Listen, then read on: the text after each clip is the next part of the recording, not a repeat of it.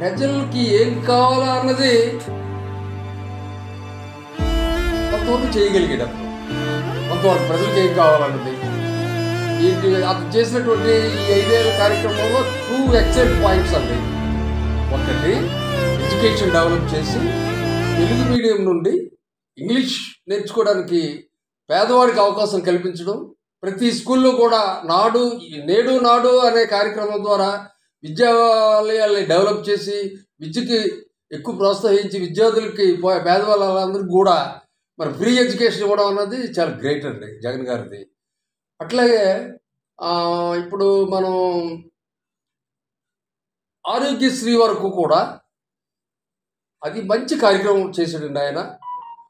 మా దగ్గర ఒక టైపిస్ట్ ఉన్నాడు కోర్టులో, అతనికి బ్లాక్స్ వేయాలని నాకు చెప్పారు. ఎవరో చెప్తే అతను బ్లాక్స్ వేసి ఆపరేషన్ అయిపోయి ఒక 4 రోజులు కోర్టులోకి వచ్చాడు. మామూలుగా ఏంటి షాకర్ ఎక్కడికి వెళ్ళిపోయావు నువ్వు అంటే, ఆపరేషన్ అయింది,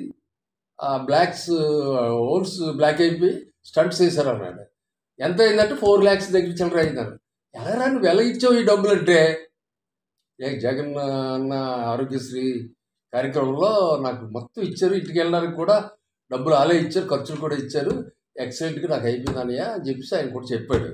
ఇటువంటి కార్యక్రమాలు 2-3 మట్టుకి చాలా ఎవరూ చేయలేనటువంటి కార్యక్రమాలు చేసినప్పటికీ కూడా అతను ప్రజాస్వామ్యాన్ని పూర్తిగా అర్థం చేసుకోలేదు. ప్రజాస్వామ్యంలో ప్రతి ఒక్కరి తాలూకు భాగస్వామ్యం ఉంటుంది.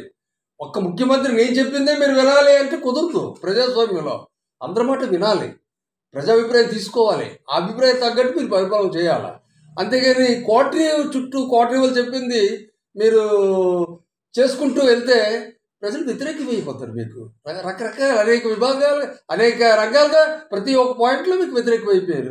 మీరు ఉదాహరణకి ఇసుక, మీరు వచ్చినట్టే ఇసుకని స్టాగ్నేట్ చేశారు, ఎక్కడ తీయడానికి వీల్లేదు అన్నారు.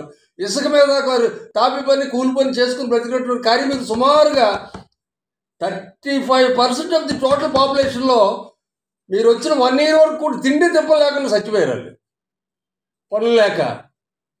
తర్వాత మళ్ళీ దాని విధానాన్ని మార్చి మీరు రకరకాలు పెట్టినప్పుడు కూడా ప్రయోజనం లేకుండా పోయింది. అలాగా మీరు ప్రభుత్వ వ్యతిరేకతను మీ చర్యల ద్వారా మీరు వ్యతిరేకతను పెంచుకొని ఈరోజు ప్రజలు మాకు ఓట్లు వేయలేదంటే ఆశాస్పదంగా ఉందండి. ముఖ్యమంత్రి గారు జగన్ గారు ప్రజాస్వామ్యాన్ని నమ్మాలి, ప్రజల విశ్వాసం తీసుకోవాలి, నేనే గొప్ప, నా మాట మీరు అందరూ వినాలనేటువంటి నియంత్రిత ద్వారా విన్నాడాలండి. అలాగైతే అతనికి మళ్ళీ భవిష్యత్తు ఉంటుంది. లేదంటే రాజకీయంగా అక్కడితో భవిష్యత్తు ఉండదండి. ప్రజాస్వామ్యం మీద ఫస్ట్ నమ్మకం ఉండాలి, డిక్టేటర్షిప్ విడిచిపెట్టాలి.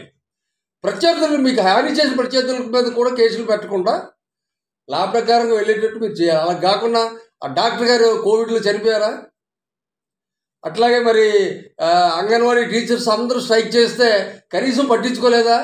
డిఎస్సి ఇస్తామని చెప్పి హామీ ఇచ్చి మీరు అది ఇవ్వలేదా? మద్యం దశల వారీగా తగ్గిస్తామని చెప్పి మీరు ఏం చేశారు?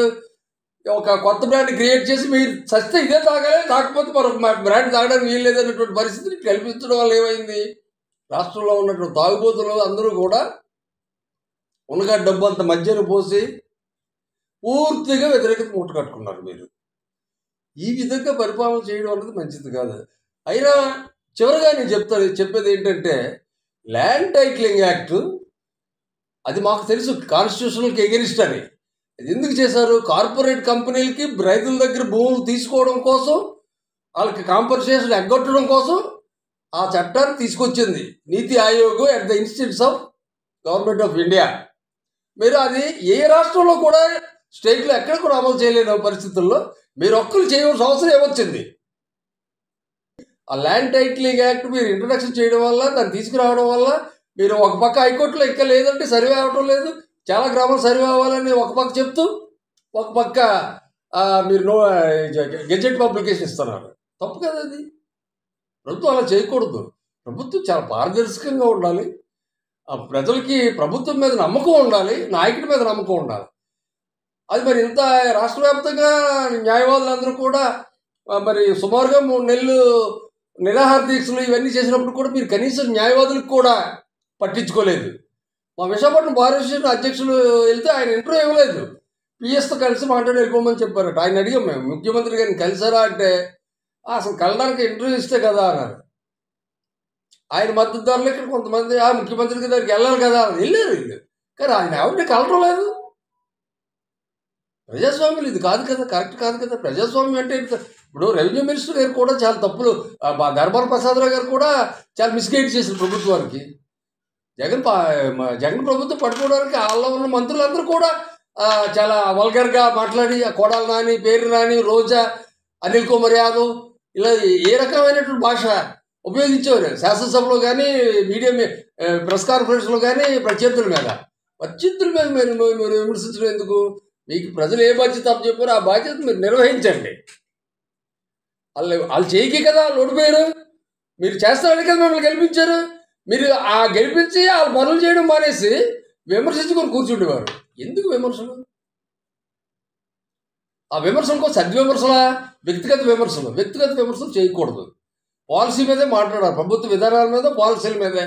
అవి వదిలేసి వ్యక్తిగత విమర్శలు తోడకొట్టడాలు ఏంటి? రాజకీయం ఎక్కడికి వెళ్ళిపోతుంది? చాలా తప్పు.